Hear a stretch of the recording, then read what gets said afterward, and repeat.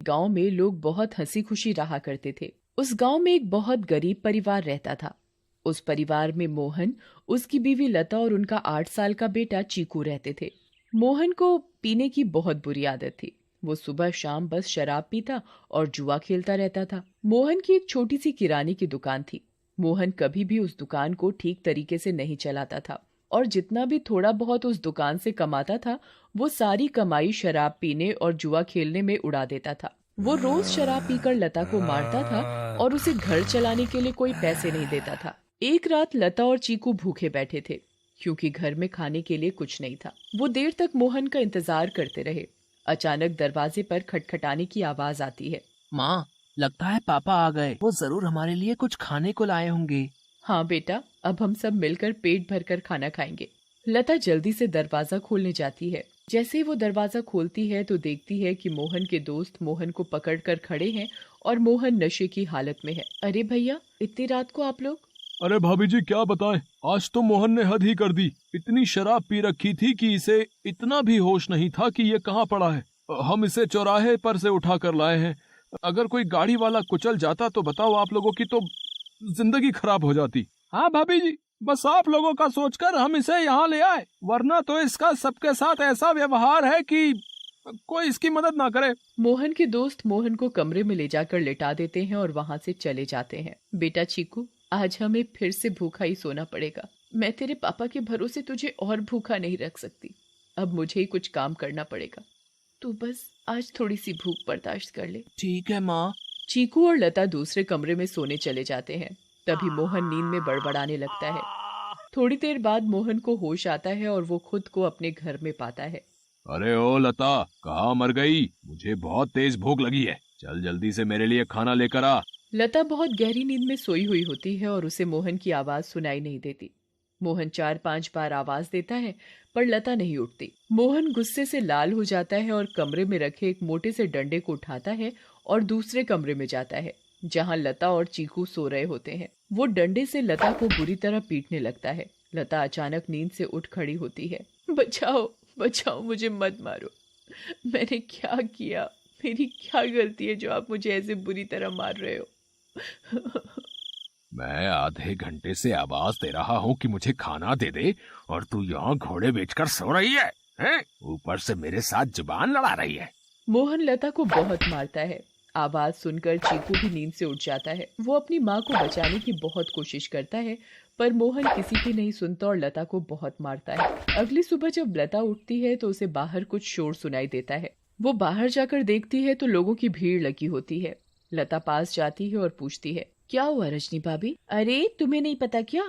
क्या नहीं पता, बताओ क्या हुआ? यही कि चंपा के पति को कल रात एक चुड़ैल उठाकर ले गई। क्या? ये कैसी बातें कर रही हो भाभी आप? चुड़ैल वुड़ैल कुछ नहीं होता। आप भी किसी की बातों पर यकीन कर रहे हो। यकीन कैसे ना हो बहन, मैंने खुद अपनी आंखों से उस भयानक चुड़ैल को देखा है। उसके लंबे बाल, लंबे लंबे नाखून और दांत, उसकी लाल आंखें और डरावना चेहरा मैं कभी नहीं भूल सकती।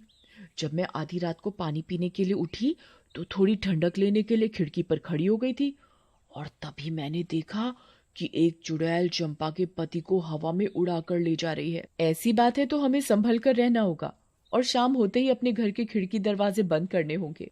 अब बिल्कुल सही कहा लता भाभी आपने। सब अपने घर चले जाते हैं। लता भी काम ढूंढने निकल पड़ती है। वो घर घर जाकर काम मांगती है पर उसे कहीं काम नहीं मिलता। अंधेरा होने लगता है और आखिर में उसे सरपंच मिलता है। क्या हुआ लता? बड़ी परेशान दिख रही है। बस क्या बताऊं सरपंच जी, चीकू के पापा का तो सभी को पता है कि वो ठीक से कमाते तो है नहीं और जो कमाते हैं उसे दारू में उड़ा देते हैं। इसीलिए मैं ही काम ढूंढ रही हूँ ताकि अपना और अपने बच्चे का पेट भर सकूं। ऐसी बात है तो मेरे पास एक काम है।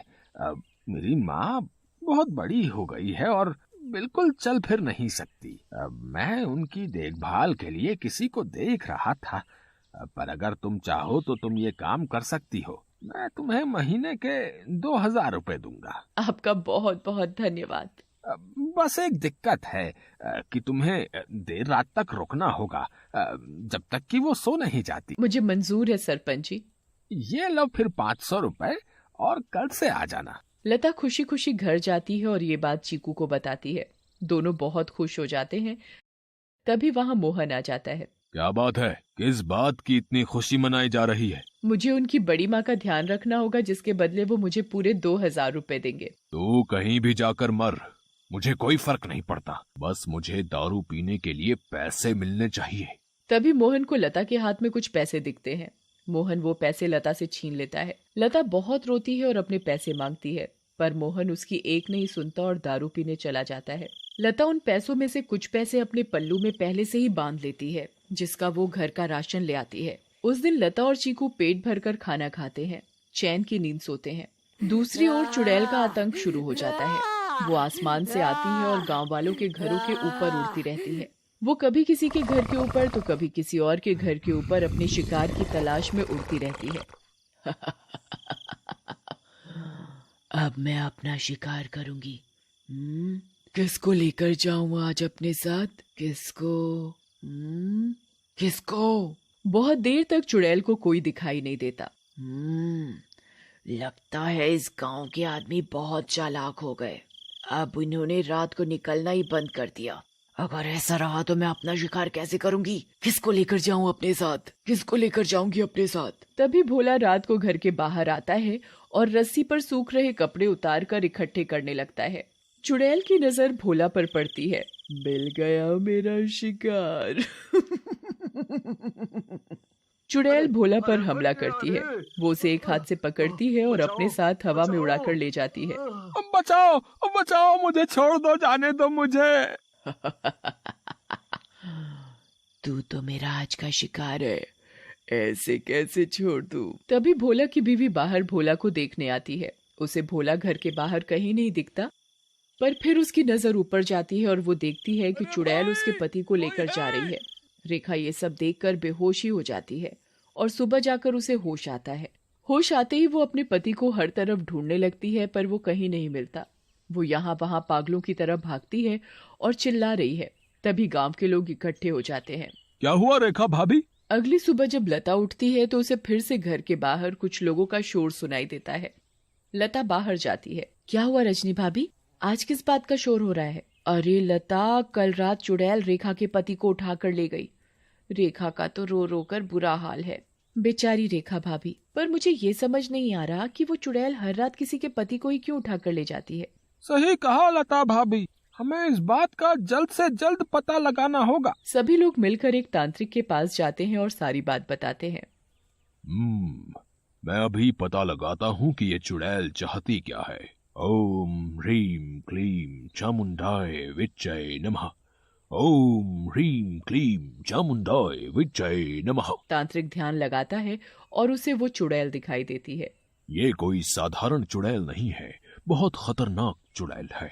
इसे कब्जे में करना या खत्म करना मेरे बस की बात नहीं। पर हाँ, एक बात मुझे पता चली है कि ये बस आदमियों को ही नुकसान पहुंचाती है। इससे औरतों या बच्चों को कोई खतरा नहीं और इसकी शक्तियां रात को ही काम करती हैं। दिन में ये हम लोगों की तरह एक मामूली इंसान जैसी बन जाती है। बस मैं अपनी तांत्रिक विद्या से इतना ही पता लगा पाया हूँ। सब लोग अपने अपने घर चलने लगते हैं। तभी लता बोलती है, मेरे पास एक सुझाव है, अगर वो काम कर जाए तो। वैसे आप लोग मेरी बात सुनकर हंसेंगे, पर इसके अलावा कोई और तरीका नहीं दिख रहा इस चुड़ैल से बचने का। भाभी आप बताओ तो सही। पता चला अगला नंबर मेरा ही है। मैं अभी मरना नहीं चाहता। अंधेरा होने के बाद अगर सभी आदमी औरतों का भेष बनाकर रहे तो वो चुड़ैल किसी भी आदमी को औरत समझकर नहीं लेकर जाएगी। लता की बात सुनकर सब हंसने लगते हैं, पर बाद में सबको लता का ये सुझाव सही लगता है और सब अपने अपने घर चले जाते हैं।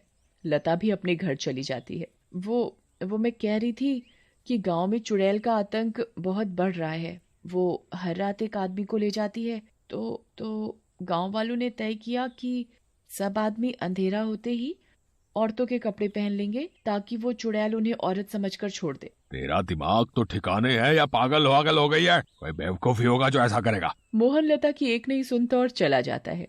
लता भी सरपंच के घर उनकी माँ की देखभाल के लिए चली जाती है। लता का पूरा दिन बहुत अच्छे से निकलता है। फिर रात हो जाती है और लता अपने घर के लिए निकल पड़ती है। दूसरी ओर गांव के सभी आदमी अंधेरा होते ही औरतों का भेष बना लेते हैं। लता जब अपने घर वापस जा रही होती है तो उसे आसमान से चुड़ैल आती दिखती है। लता बहुत डर जाती है और पेड़ के पीछे छुप जाती है। तभी वहां से मोहन गुजर रहा होता है। हे भगवान, अब मैं क्या करूं? अब तो ये चुड़ैल इनको ले जाएगी, मैं इनको कैसे बचाऊं? मिल गया मुझे मेरा शिकार। चुड़ैल उड़कर मोहन को पकड़ लेती है। बचाओ, बचाओ, कोई मुझे इस चुड़ैल से बचाओ। चुड़ैल मोहन को लेकर हवा में उड़ने लगती है। तभी लता दौड़कर आती है और चुड़ैल का पैर पकड़ लेती है। चुड़ैल लता को देखकर वापस जमीन पर उतर जाती है। ऐ पागल औरत, छोड़ मेरा पैर और ले जाने दे मुझे इस आदमी को, ये मेरा शिकार है। नहीं, मैं तुझे नहीं छोड़ूंगी। मैं तुझे अपने पति को नहीं ले जाने दूंगी, चाहे इसके बदले मुझे अपनी जान ही क्यों न देनी पड़े। चुड़ैल बहुत कोशिश करती है पर लता उस चुड़ैल के पैर को नहीं छोड़ती। छोड़ मेरा पैर, मेरी पायल टूट जाएगी, दूर रह मेरी पायल से, मेरी पायल मेरी जान है। इस चुड़ैल को आखिर इतना क्यों प्यार है इस मामूली सी पायल से, और ये ऐसे क्यों बोल रही है? कहीं इस पायल में ही तो इसकी जान नहीं। मुझे इस पायल को तोड़ देना चाहिए। लता उस पायल को तोड़ देती है। चुड़ैल आग में जलने लगती है। ये तूने क्या किया? मेरी पायल में ही मेरी जान थी और तूने वही तोड़ दी। चुड़ैल उस आग में खत्म हो जाती है। अब मुझे माफ कर दो लता, मैंने हमेशा तुम्हें मारा पीटा और आज तुमने ही मेरी जान बचाई। उस दिन के बाद से मोहन बदल जाता है। वो अच्छे से काम करता है और अपने परिवार का ध्यान रखता है और कभी शराब नहीं पीता। गांव वालों को भी उस चुड़ैल से हमेशा के लिए छुटकारा मिल जाता है और सब हंसी खुशी रहने लगते हैं।